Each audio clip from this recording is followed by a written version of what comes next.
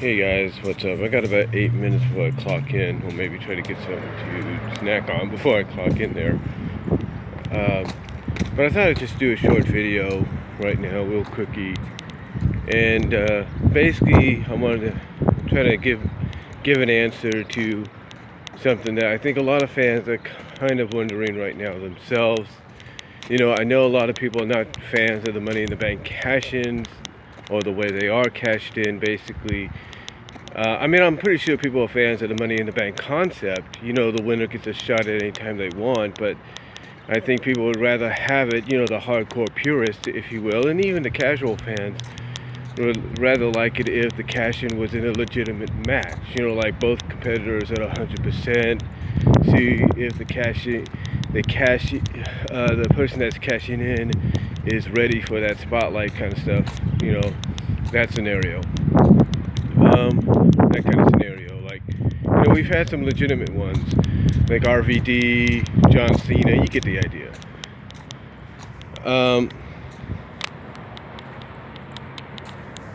But the reason I bring this up is mainly because last Tuesday, Carmella finally cashed in.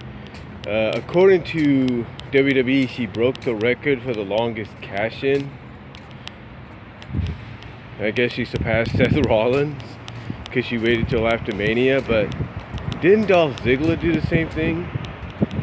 I'm not really sure, because there have been other Money in the Bank cash-in people, and they've held it just as long, if not longer. I don't really know.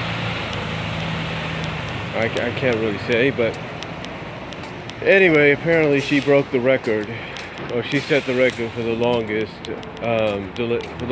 wait to cash it, for the longest cash-in wait, if you will, when it came to the briefcase.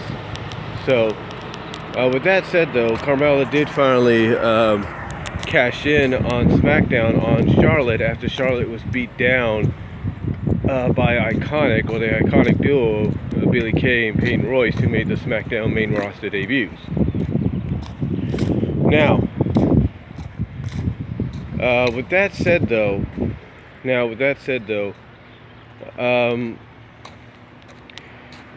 the question a lot of people have anytime someone succeeds in cashing in is, how long will they hold on to the championship?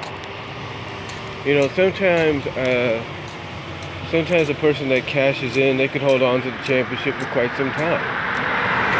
You know, you take a look at Seth Rollins. When he cashed in, he held on to the WWE Championship for a while, up until his injury that forced him to vacate it. So yeah, sometimes the person that cashes in could have a long reign, could have a several month reign, and it's been proven. That's been proven in the past. It's been proven in the past that can indeed happen. But from what I've seen, it's kind of been rare at times that that's happened. You know, I'm not saying you haven't had that occasion, once an occasion here and there, to where it has happened, but I'm just saying it's rare that it happens because sometimes the person that cashes in only gets maybe a few months, maybe 2-3 months, a month at tops maybe, or 2 months, whatever. So sometimes the person doesn't get that long of a reign. I mean, if they get as long of a reign as, let's say, a Seth Rollins, then that's saying something. That is indeed saying something. But as far as Carmella goes, you know, people are wondering, you know, how long is she gonna keep the championship, especially the way she won it originally last year, and then how she kind of reclaimed it, almost a bit similar, not too much, but because but basically almost, I wouldn't say identical, but mostly on their own, but with a bit of help. You know, people are wondering, to take my time here, exactly how long she's going to keep it. And quite frankly, if this was Monday Night Raw and she was champion, she wouldn't hold it till Backlash. She wouldn't hold it past Backlash. She would drop it at Backlash. And that should be the most logical sense, right? Because, Carmella, she might be improving in the ring, but a lot of people, let's be honest, they look at her as being just another diva. Just someone that belongs in more of that diva era of the women's division instead of in what the women's division is now. So,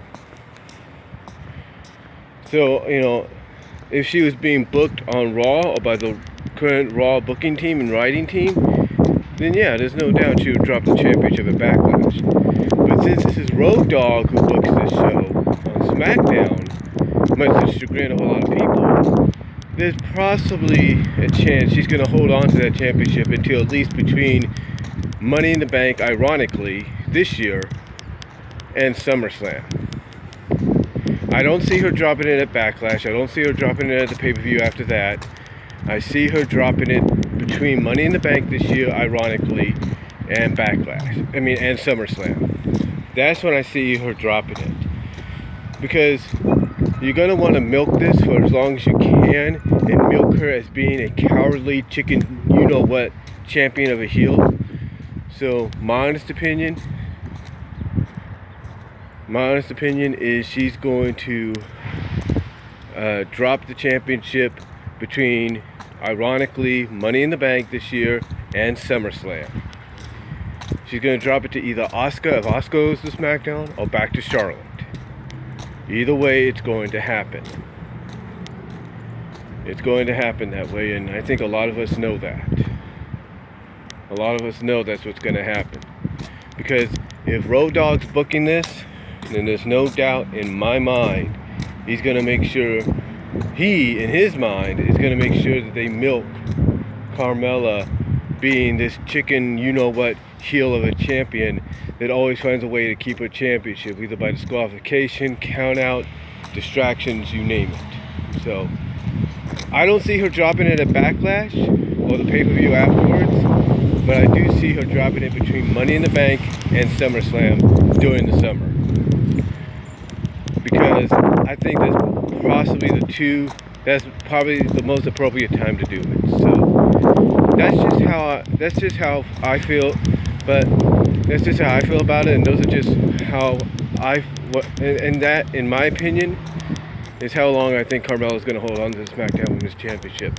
Maybe I'm wrong, maybe they take it off her at Backlash, but I think it's too soon, especially if Road Dogg's booking SmackDown. So let me know what you guys think, though. Do you agree with my thoughts on this and how long she'll keep the championship?